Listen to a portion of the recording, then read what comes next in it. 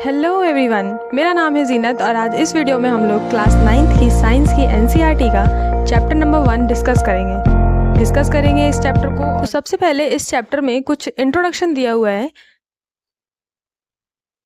पे राइट है, as we look at our surroundings we see a large variety of things with different shapes, sizes and textures. जब हम अपने चारों तरफ देखते हैं तो हमें कई सारी चीज़ें नज़र आती हैं जिनका अलग अलग शेप है, अलग अलग साइज है और टेक्सचर भी अलग अलग है। Everything in this universe is made up of material which scientists have named matter. इस यूनिवर्स में जो भी चीज़ें हैं वो सभी मटेरियल्स की बनी हुई हैं और उन्हीं मटेरियल को साइंटिस्ट ने मैटर नाम दिया है। The air we breathe, the food we eat, stones, clouds, stars, plants and animals, even a small drop of water और a particle of sand, everything is matter. ये सारे के सारे क्या हो गए, मैटर के एग्जाम्पल हो गए, यानी कि cloud, star, plant, stones, food हो गया, एयर हो गया, ये सभी चीज़ें, यानी कि पानी की एक छोटी सी बूंद, पार्टिकल का, सैंड का एक पार्टिकल, ये सभी क्या है, मैटर है। सारी की सारी चीज़ें इस यूनिवर्स में जो कुछ भी है वो सब कुछ मैटर है। We can also see as we look around that all the things mentioned above occupy space and have mass. हम एक बात और देख सकते हैं कि ये जितनी भी चीज़ें ऊपर बताई गई हैं उन सभी की सभी चीज़ों में कुछ न कुछ मास होता है और वो सभी चीज़ें ऑक्यूपाई करती हैं स्पेस, यानी कि स्पेस घेरती हैं। जैसे कि स्टोन है, अगर उसको कहीं पर रखेंगे हम तो उसमें कुछ ना कुछ मास तो होगा ही, और जब हम कहीं रख देंगे उसको तो वो कुछ ना कुछ स्पेस कवर करेगा। इसी तरह से अगर एयर की बात करें तो हमारी एयर जो है उसको अगर बलून के अंदर फिल कर देते हैं तो बलून हमारा जो है फूल जाता है, यानी कि कुछ स्पेस कवर हो जाती है बलून की और बलून में कुछ वेट भी आ जाता है। In other words they have both mass and volume. दूसरे शब्दों में हम कह सकते हैं कि मैटर वो है जिसमें मास भी हो और वॉल्यूम भी हो। अब सेकंड पैराग्राफ में राइट है, since early times human beings have been trying to understand their surroundings. के अर्ली टाइम से, यानी काफ़ी लंबे समय से, काफ़ी पुराने समय से ह्यूमन बींग्स ट्राई कर रहे हैं, कोशिश कर रहे हैं कि वो अपने सराउंडिंग्स को अंडरस्टैंड कर सकें, उन्हें समझ सकें। तो early Indian philosophers classified matter in the form of 5 basic elements, the panch tattva. यानी कि जो अर्ली इंडियन फिलोसफर्स थे, यानी जो पहले के भारतीय फिलोसफर्स जो थे, उन्होंने मैटर को क्लासिफाई किया था 5 बेसिक एलिमेंट्स में। यानी उनका मानना था कि जितनी भी चीज़ें हैं, मैटर जो है वो 5 बेसिक एलिमेंट से मिलकर बना है, चाहे वो कोई भी एलिमेंट हो। द पंच तत्व, और उन 5 बेसिक एलिमेंट्स को उन्होंने नाम दिया पंच तत्व। जो 5 तत्व क्या थे, air, earth, fire, sky and water. According to them everything living और non living was made up of these 5 basic elements. और उनका ये मानना था, या उनके अनुसार ऐसा था कि चाहे वो कोई भी चीज़ हो, लिविंग हो या नॉन लिविंग हो, ये सारी की सारी चीज़ें इन्हीं 5 बेसिक एलिमेंट्स से मिलकर बनी हुई हैं। Ancient Greek philosophers had arrived at a similar classification of matter. यानी कि जो ग्रीक फिलोसफर्स थे वो भी कुछ इसी तरह के सिमिलर क्लासिफिकेशन ऑफ मैटर पर आए, यानी कि उनका भी कुछ ऐसा ही कहना था।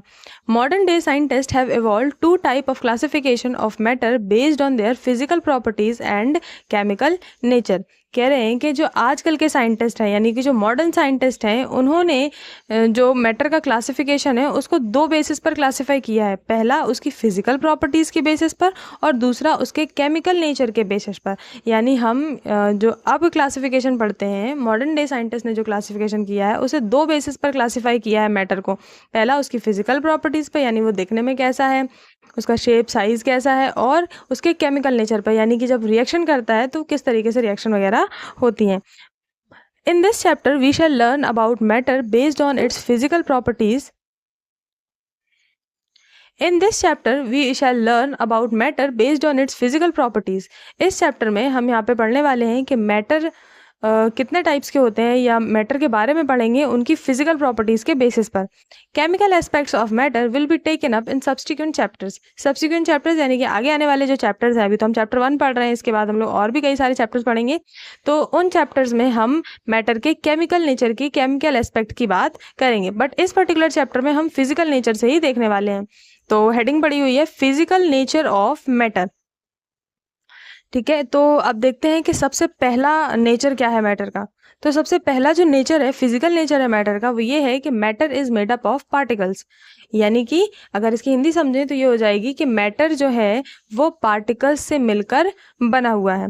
For a long time 2 schools of thoughts prevailed regarding the nature of matter. यानी कह रहे हैं कि एक लंबे समय तक टू स्कूल्स ऑफ थॉट का मतलब यहाँ पे स्कूल का मतलब स्कूल से नहीं, स्कूल्स ऑफ थॉट का मतलब यानी टू ग्रुप ऑफ पीपल थे जिनका थॉट दो तरह से थॉट था regarding the nature of matter, matter के नेचर के लिए कि मतलब मैटर का नेचर कैसा होता है मैटर।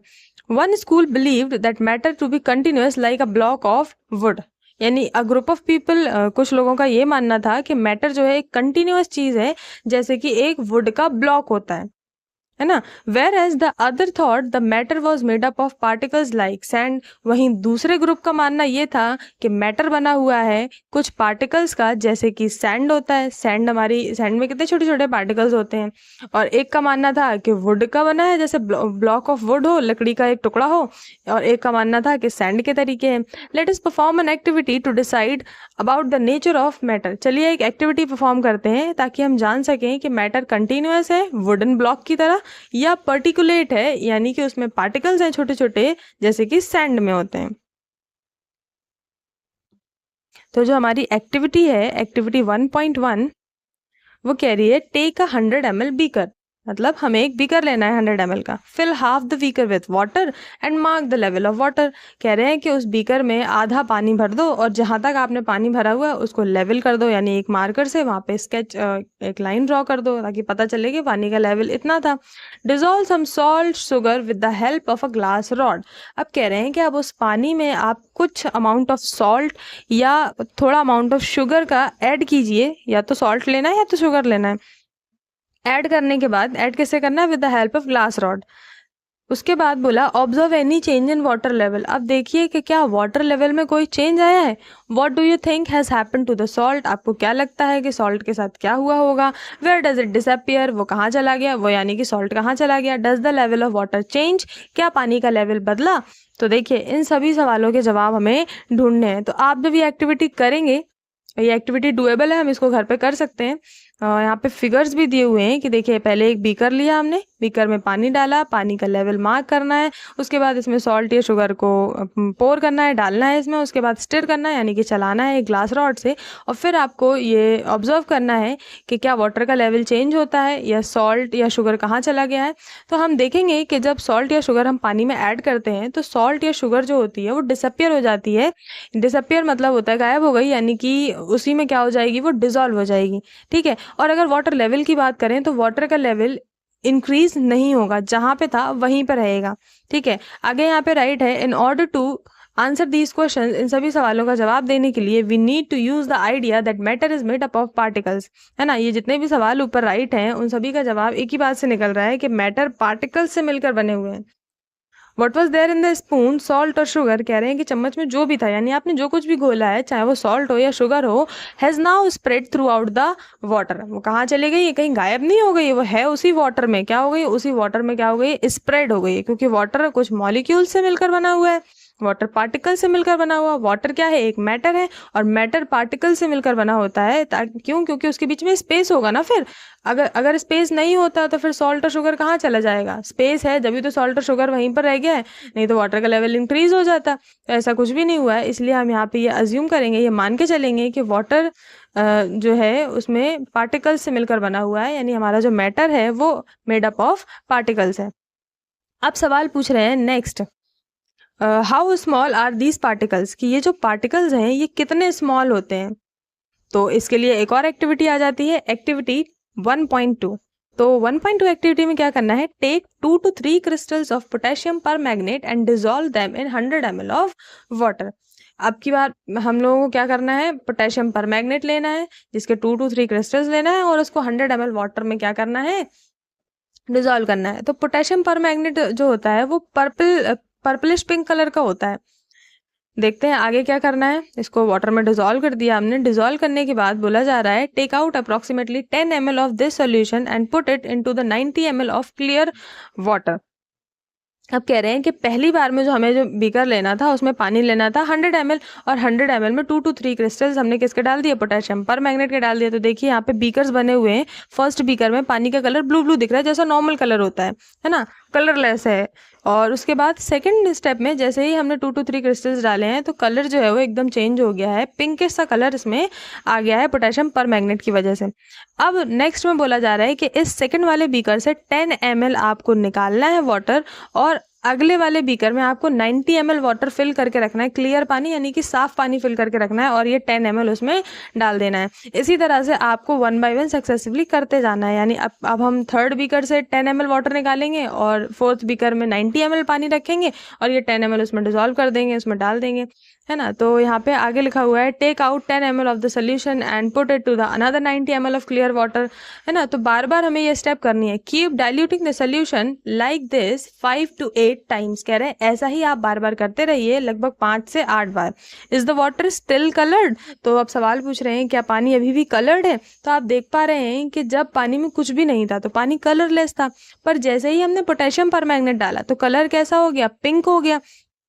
और फिर जब उसमें से थोड़ा निकाल के दूसरे साफ पानी में डाला है तो थोड़ा सा पिंक का कलर क्या हो गया, फेड हो गया, यानी कि हल्का हो गया, लाइट पिंक कलर हो गया। फिर जब हमने नेक्स्ट बीकर में डाला तो और हल्का हो गया, अगले बीकर में डाला तो और हल्का हो गया, है ना। तो ऐसा जब हम बार बार करते जाएंगे तो एक टाइम ये आएगा कि पानी जो है एकदम क्लियर ही लगेगा, कोई असर ही नहीं आएगा उसमें कलर का, है ना। तो यही बोल रहे हैं इसमें। Estimating how small are the particles of matter with every dilution though the colour becomes light it is still visible, है ना।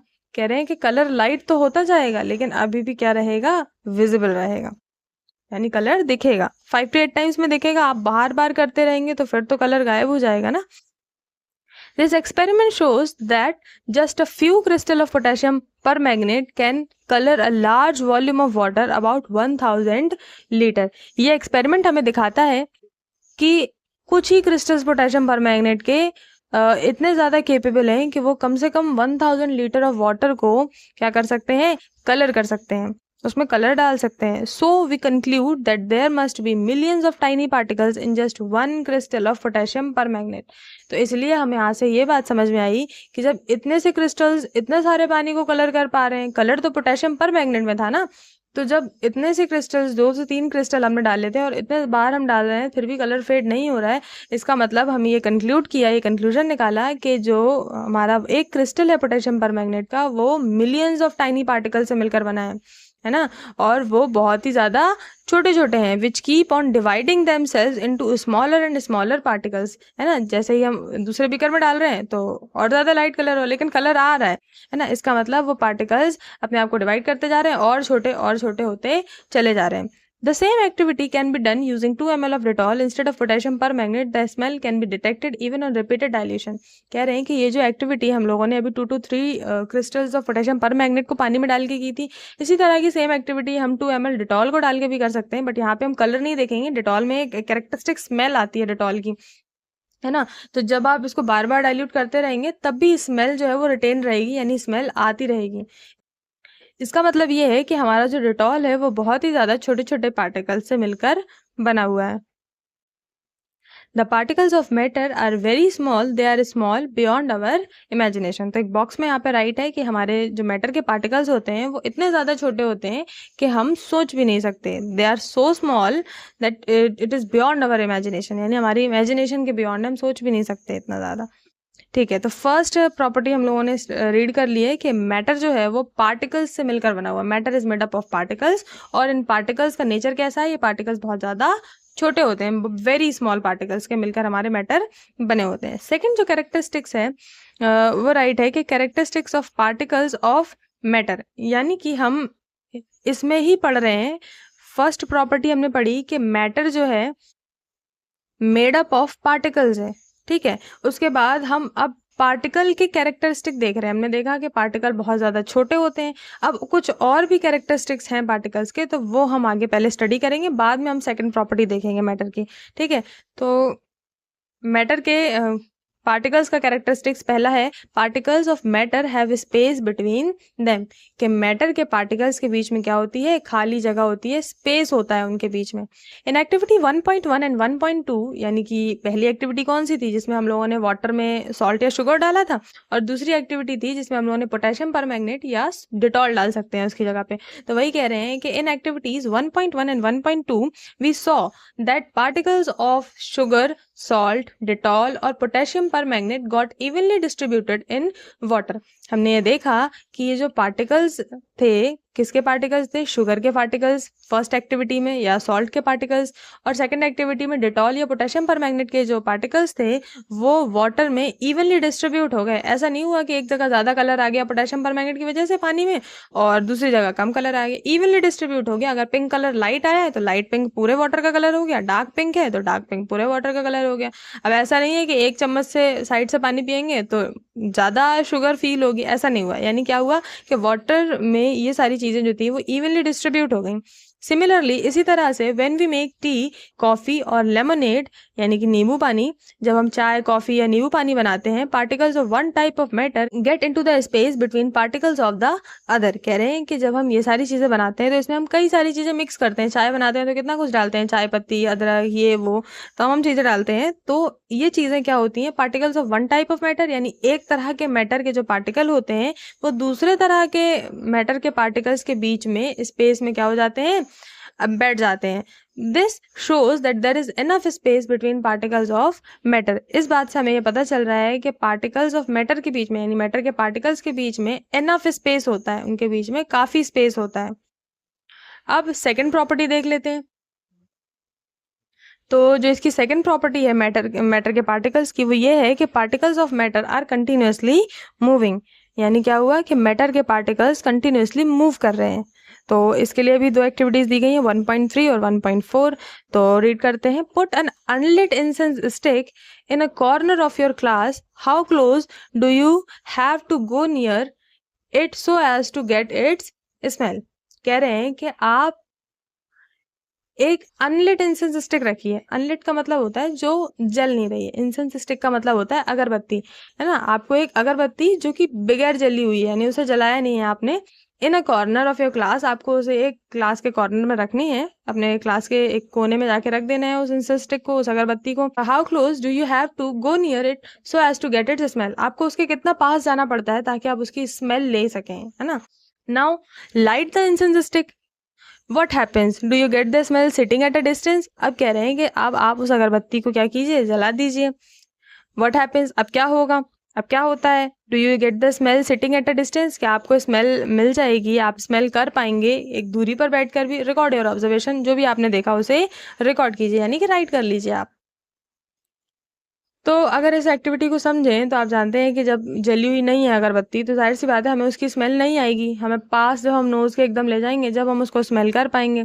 लेकिन जब हम उसको जला देते हैं तो चाहे दूसरे रूम में भी रखी होती है ना तो भी हमें उसकी स्मेल आ जाती है। तो इसका मतलब क्या हुआ, अब एक रूम में जलाई थी, दूसरे रूम में उसकी स्मेल आ गई। इसका मतलब क्या हुआ कि पार्टिकल्स जो थे मैटर के वो मूव कर रहे थे कंटिन्यूसली, इसलिए तो वो एयर के साथ मूव करके वो स्मेल हमारी नोज़ तक आ जाती है। अच्छा, एक्टिविटी 1.4 में राइट है, take 2 glasses beakers filled with water, put a drop of blue और red ink slowly and carefully along the sides of the first beaker and honey in the same way in the second beaker. अब कह रहे हैं कि आपको 2 glass लेना है या 2 बीकर लेना है जिसमें पानी भरा हुआ हो।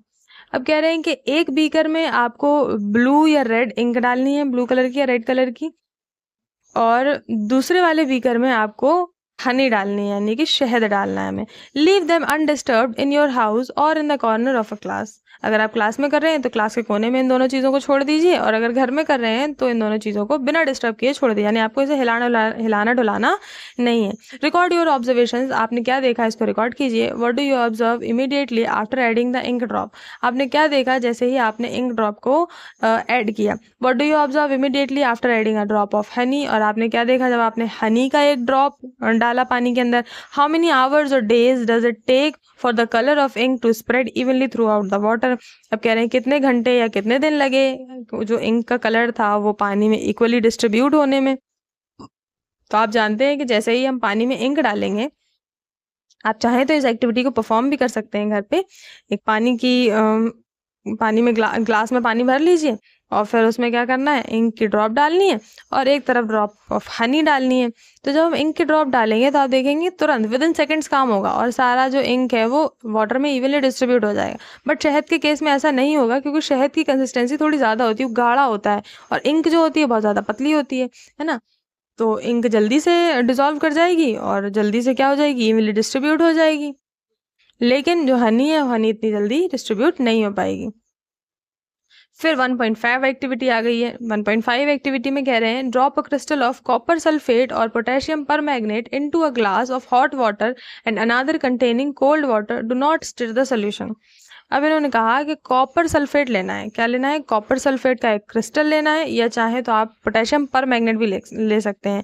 तो आप लोग यहाँ पे पेंसिल से राइट कर लीजिएगा कि कॉपर सल्फेट जो होता है उसका कलर होता है ब्लू, इसको हम ब्लू विट्रियोल भी कहते हैं, है ना। और जो हमारा पोटेशियम परमैंगनेट है इसका कलर होता है पर्पलिश पिंक कलर का होता है पोटेशियम परमैंगनेट। तो कलर के बेसिस पर हम ये वाले ले रहे हैं यहाँ पे कंपाउंड्स हैं।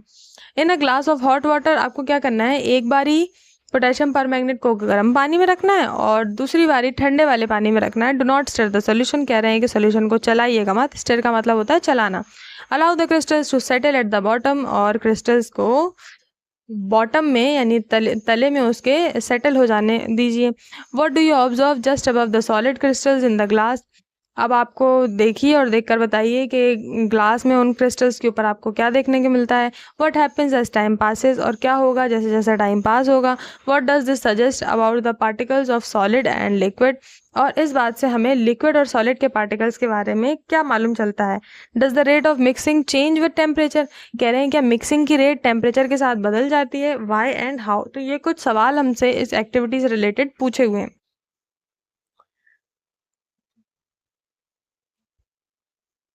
तो अगर इनके सवालों के जवाब दें कि हमें क्या दिखेगा, जैसे ही हम क्रिस्टल को ग्लास में डालेंगे तो हमें कलर ऑब्जर्व होगा। अगर हमने कॉपर सल्फेट डाला है तो ब्लू कलर दिखने लगेगा ग्लास के ऊपर हल्का हल्का, और अगर पोटेशियम परमैंगनेट डाला है तो पिंक कलर दिखने लगेगा। सेकंड क्वेश्चन कह रहा है what happens as time passes, क्या होगा जैसे जैसे टाइम गुजरेगा। तो जैसे जैसे टाइम गुजरेगा तो ये चीज़ क्या होगी, इक्वली डिस्ट्रीब्यूट हो जाएगा कलर, है ना। पहले धीरे धीरे स्टार्ट होगा क्योंकि हमने चलाया तो है नहीं और क्रिस्टल है, थोड़ा टाइम तो लेगा डिजोल्व होने में, और जैसे ही डिजोल्व होगा थोड़े टाइम बाद तो पूरे में कलर क्या हो जाएगा, एक जैसा हो जाएगा। What does this suggest about the particles of solid and liquid, इससे हमें ये पता चल रहा है कि जब कोई चीज़ लिक्विडिफाई होती है, लिक्विड फॉर्म में होती है, तो वो जल्दी से डिजोल्व हो जाती है ना, जल्दी से उसके पार्टिकल मूव कर जाते हैं। लेकिन जब सॉलिड फॉर्म में होती है तो उसके पार्टिकल्स को थोड़ा टाइम लग देना पड़ता है मूव करने के लिए, ताकि वो पूरे में इक्वली डिस्ट्रीब्यूट हो जाए। Does the rate of mixing change with temperature, बिल्कुल सही बात है कि मिक्सिंग की रेट जो है वो टेम्परेचर के साथ बदल जाएगी। यहाँ पे क्वेश्चन पूछा और हम जवाब देते हैं इसका यस, यानी कि जो रेट है जल्दी से मिक्स हो जाएगा गर्म पानी में, और ठंडे पानी में उसको थोड़ा सा टाइम लगेगा। अगर आपने कभी घर में शरबत बनाया हो, डिज़ोल्व किए हो शक्कर को पानी में, तो आप देखते हैं कि जब पानी थोड़ा सा गर्म होता है तो शक्कर जो है जल्दी डिज़ोल्व हो जाती है ना। शरबत बनाने के लिए नॉर्मल टेम्परेचर वाटर लिया जाता है या थोड़ा सा हॉट वाटर लेते हैं ताकि शक्कर जल्दी से डिज़ोल्व हो जाए। लेकिन जब हम ठंडे पानी में शक्कर डालते हैं तो शक्कर को डिज़ोल्व होने में काफ़ी टाइम लग जाता है, बहुत ज़्यादा देर लग जाती है इस डिज़ोल्व होने में। इसका मतलब टेम्परेचर का इफेक्ट होता है, जितना ज़्यादा टेम्परेचर होगा उतनी ज़्यादा मिक्सिंग जल्दी हो जाएगी। From the above 3 activities 1.3, 1.4 and 1.5, यानी अगरबत्ती वाली एक्टिविटी, दूसरी हमारी ये शहद और इंक वाली एक्टिविटी, और तीसरी एक्टिविटी हमारी कौन सी है, ये वाली एक्टिविटी जिसमें हमने पोटेशियम परमैंगनेट को एक बार गर्म पानी और एक बार ठंडे पानी में डाला है। इन तीनों एक्टिविटीज से we can conclude the following, यानी हम कुछ ये बातें कंक्लूड कर सकते हैं। क्या बातें हैं, particles of matter are continuously moving, बिल्कुल सही कि मैटर के पार्टिकल्स कंटिन्यूसली क्या कर रहे हैं, मूव कर रहे हैं। That is they possess that what we call the kinetic energy, है ना। और जो भी कोई मूविंग ऑब्जेक्ट होता है तो उसमें एक एनर्जी प्रेजेंट होती है जिसे काइनेटिक एनर्जी कहा जाता है। यहाँ पे बस इसका नाम दे दिया काइनेटिक एनर्जी। इसी में जब आप आगे पढ़ेंगे इसी बुक में तो आप काइनेटिक एनर्जी के बारे में डीप स्टडी करेंगे, वहाँ पे आप और भी टाइप ऑफ एनर्जी देखेंगे। काइनेटिक एनर्जी होती है, पोटेंशियल एनर्जी होती है। तो अभी आप थोड़ा सा ये समझ लीजिए कि जब कोई ऑब्जेक्ट मूव करता है तो उसमें एक एनर्जी आ जाती है, उस एनर्जी को हम क्या कहते हैं, काइनेटिक एनर्जी कहते हैं। क्योंकि मैटर के पार्टिकल्स मूव कर रहे हैं तो उनके पास क्या हो गई, काइनेटिक एनर्जी हो गई। ठीक है, as the temperature rises particles move faster, जैसे जैसे टेम्परेचर बढ़ता है तो पार्टिकल्स और ज़्यादा तेज मूव करते हैं। So we can say that with the increase in temperature, the kinetic energy of the particles also increase. तो हम ये कह सकते हैं कि जैसे ही हम टेम्परेचर इंक्रीज करते हैं तो पार्टिकल्स की काइनेटिक एनर्जी भी क्या हो जाती है, इंक्रीज हो जाती है, जिसके चलते वो जल्दी से क्या हो जाते हैं, डिसॉल्व हो जाते हैं वाटर में. In above three activities, we observe that particles of matter intermix on their own with each other. ऊपर की तीन एक्टिविटीज़ में हमने देखा, आपने देखा कि हमें जो बीकर था उसे अनडिस्टर्ब रखना था, यानी हमें उसे डिस्टर्ब नहीं करना था, मिक्स नहीं करना था. तो यहाँ पे हमने देखा कि जो भी मैटर के पार्टिकल्स थे वो अपने आप ही आपस में मिक्स हो गए.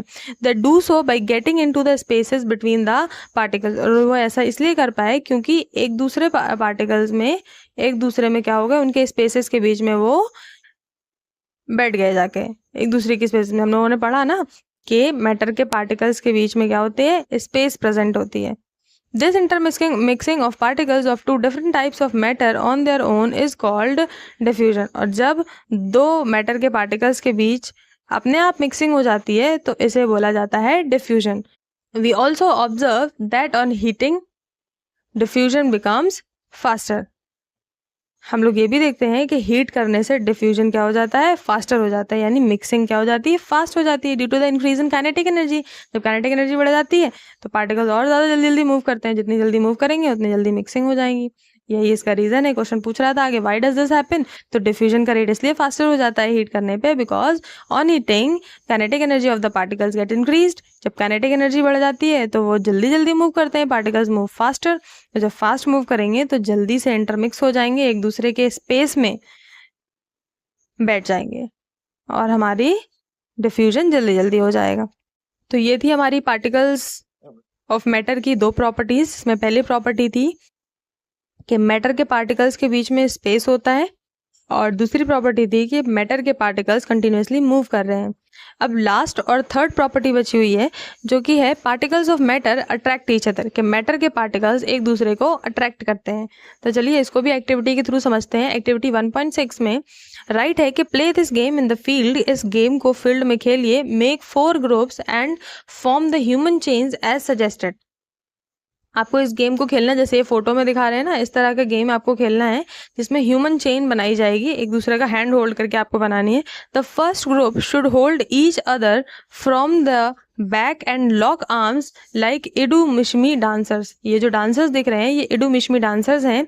इनकी तरीके आपको क्या करना है, आपको इस तरीके से होल्ड करना है, बैक टू बैक लॉक कर लेना है एक दूसरे को इस तरीके से हैंड होल्ड करके.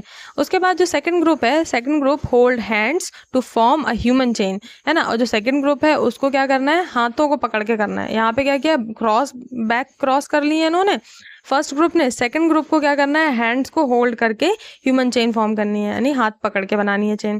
Third group should form a chain by touching each other with their finger tips. और जो थर्ड ग्रुप है उसको फिंगर के टिप्स एक दूसरे से बस टच करनी, यानी उंगलियां बस टच हो एक दूसरे से. Now the fourth group of students should run around and try to break the 3 human chains one by one as many small groups as possible. अब जो फोर्थ ग्रुप ऑफ स्टूडेंट्स है उनको क्या करना है, उनको उन तीनों ग्रुप ऑफ स्टूडेंट्स में क्या करना है, रन करना है, दौड़ना है उनके बीच में, और ये कोशिश करनी है कि उनकी ह्यूमन चेन क्या हो जाए, वो आपस में अलग अलग हो जाए. जितनी ज़्यादा छोटे ग्रुप में आप उनको डिवाइड कर सकते हैं. Which group was easiest to break and why. कौन से ग्रुप को ब्रेक करना ईजी होगा और क्यों. तो ये तो बड़ा ही ईजी क्वेश्चन है कि कौन सा ग्रुप इजीली ब्रेक हो जाएगा. देखो, जिन लोगों ने सिर्फ फिंगर टच करके चेन बनाई हुई है तो वो लोग जल्दी से ब्रेक डाउन हो जाएंगे. उसके बाद सेकंड नंबर पे जिन्होंने हाथ पकड़े हुए हैं उनको, और थर्ड नंबर पे जिन्होंने अपने एक दूसरे को बैक से पकड़ा हुआ है तो उनको अलग अलग करना बड़ा ही मुश्किल होगा. तो सबसे ज़्यादा ईजी ब्रेक करना किसको होगा, थर्ड ग्रुप को ब्रेक करना सबसे ज़्यादा ईजी हो जाएगा. उसके बाद if we consider each student as a particle of matter then in which group the particles held each other with the maximum force. अब कह रहे हैं कि ये जो बच्चे ग्रुप बनाए हुए हैं, इन बच्चों को अगर हम एक एक बच्चे को पार्टिकल ऑफ मैटर समझें, यानी कि मैटर का एक एक पार्टिकल समझें, तो किस ग्रुप में पार्टिकल्स ने अपने आप को मैक्सिमम फोर्स से जो है पकड़ रखा है. तो सबसे ज़्यादा मैक्सिमम फोर्स से किस ग्रुप ने पकड़ रखा है, फर्स्ट ग्रुप जो था हमारा, जिन्होंने अपनी अपनी बैक से एक दूसरे को क्रॉस कर रखा है हैंड के थ्रू. उनके बीच में जो फोर्स है, मैक्सिमम फोर्स है उनके बीच में, उनके पार्टिकल्स के बीच में. अब 1.7 एक्टिविटी आ गई. तो 1.7 एक्टिविटी में राइट है टेक एन आयरन नेल एक आयरन नेल लीजिए, a piece of chalk, chalk का पीस लेना है, and rubber band. Iron nail का मतलब होता है लोहे की कील, चॉक की एक पीस लेना है और एक रबर बैंड लेना है। Try breaking them by hammering, cutting and stretching. कोशिश कीजिए कि आप उनको तोड़ें। किस तरह से तोड़ना है? हैमरिंग यानी इसे हथौड़े से मार मार के तोड़ने की कोशिश करनी है, कट करके या स्ट्रेच करके यानी खींच करके। In which of the above three substances do you think the particles are held together with great force? आपको क्या लगता है कि इन तीनों पार्टिकल्स में से किन के जो पार्टिकल्स हैं वो सबसे ज्यादा फोर्स से एक दूसरे को अट्रैक्ट कर रहे हैं? तो अगर हम आयरन नेल की बात करें, लोहे की जो कील है उसको अगर हम हथौड़े से भी पीटेंगे, अगर उसे मारेंगे हथौड़ा उसमें, तब भी उसका कुछ नहीं होना। इसका शेप डिशेप हो जाएगा, पर डिफॉर्म हो जाएगा शेप, पर जो है वो उसका कुछ होगा नहीं। लेकिन जैसे ही चॉक के पीस में हम आयरन आयरन के हैमर से मारेंगे, जैसे ही लेकिन हम जैसे ही चॉक के पीस को हैमर से मारेंगे तो वो क्या हो जाएगी, तुरंत टूट जाएगी। रबर बैंड का भी कुछ नहीं होना हैमरिंग करने से, लेकिन कट करने से रबर बैंड कट हो जाएगी, और आयरन नेल कट करने से भी कट नहीं होगी। स्ट्रेच करने की बात करें तो आयरन नेल को तो हम स्ट्रेच नहीं कर सकते, खींच भी नहीं सकते, ना चॉक को खींच सकते हैं, लेकिन रबर बैंड को खींच सकते हैं। तो अब सवाल पूछा जा रहा है कि किसमें सबसे ज्यादा फोर्स है? तो आयरन के नेल जो है, लोहे की जो कील है, उसमें सबसे ज्यादा ग्रेटर फोर्स से पार्टिकल्स ने एक दूसरे को होल्ड किया हुआ है, क्योंकि ना उस पे हैमरिंग का असर हो रहा है, ना कटिंग का, और ना ही स्ट्रेचिंग का कोई असर हो रहा है। एक्टिविटी 1.8 में राइट है, take some water in the container. एक कंटेनर में कुछ पानी ले लीजिए। Try cutting the water surface with your fingers. अब कोशिश कीजिए कि आप अपनी फिंगर से वाटर की सरफेस को कट कर सकें। तो सवाल पूछ रहे हैं, were you be able to cut the surface of water? क्या आप वाटर की सरफेस कट कर पाए? यानी सरफेस कट करने से मतलब है आप मूव कर पा रहे हैं अपनी फिंगर वाटर की सरफेस पे। तो यस, हम लोग मूव कर पाते हैं, तो हम बोल देंगे कि yes we are able to cut the surface of water. What would be the reason behind the surface of water remaining together? हम उंगली से उसे कट तो कर देते हैं, बट फिर भी क्या हो जाता है, पानी फिर से एक साथ आ जाता है। तो यही सवाल पूछ रहे हैं कि क्या रीजन है कि जो वाटर का सरफेस है कट करने के बाद भी एक साथ बना रहता है? तो इसका रीजन ये है, यही रीजन है। तो इससे फिर हम यही कंक्लूजन में आ जाएंगे कि हमने ब्रेक तो किया था फिंगर से, पर फिर भी वो वापस एक साथ हो गए पार्टिकल्स ऑफ वाटर। तो इसका मतलब है कि वाटर के जो पार्टिकल्स हैं वो एक दूसरे को क्या कर रहे हैं, अट्रैक्ट कर रहे हैं। यानी मैटर के पार्टिकल्स एक दूसरे को अट्रैक्ट करते हैं विथ फोर्स ऑफ अट्रैक्शन। किसी में फोर्स ऑफ अट्रैक्शन ज्यादा होता है, किसी में फोर्स ऑफ अट्रैक्शन कम होता है। तो आगे देख लेते हैं, राइट है यहाँ पे conclusion. The above three activities 1.6, 1.7 and 1.8 suggest that particles of matter have force acting between them. है ना, ये तीनों ही एक्टिविटीज हमें इस बात को मानने पे मजबूर कर रही हैं कि मैटर के पार्टिकल्स के बीच में क्या लग रहा होता है, फोर्स लग रहा होता है। This force keeps the particles together. और इसी फोर्स के चलते हम चाहे कुछ भी कर लें, ये पार्टिकल्स एक दूसरे के साथ आने की कोशिश करते हैं, यानी कि एक दूसरे के साथ रहते हैं। The strength of the force of attraction varies from one kind of matter to another. और कितना ज्यादा फोर्स होगा, फोर्स ज्यादा होगा, कम होगा, ये डिफरेंट रहता है मैटर के काइंड से, है ना। अगर सॉलिड स्टेट है तो फोर्स ऑफ अट्रैक्शन ज्यादा होगा, लिक्विड स्टेट है तो कम होगा, गैसियस स्टेट है तो और भी ज्यादा कम हो जाएगा। तो अब नेक्स्ट सेशन में हम लोग यही पढ़ेंगे कि हमारे मैटर की कितनी स्टेट्स हैं, और सारी स्टेट्स के बारे में हम डीप में स्टडी करेंगे।